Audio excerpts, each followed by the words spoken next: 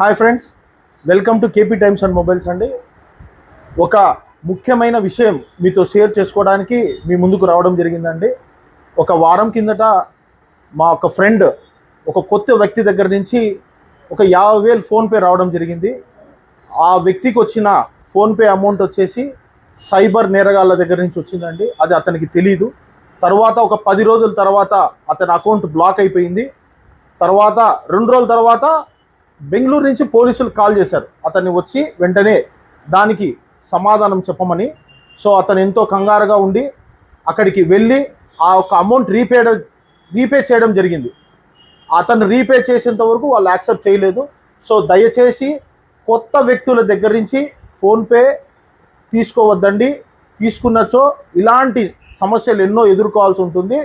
So వ్యాపారస్తులు ముఖ్యంగా జాగ్రత్తగా ఉండాలి ఇలాంటి సంఘటనల కోసం.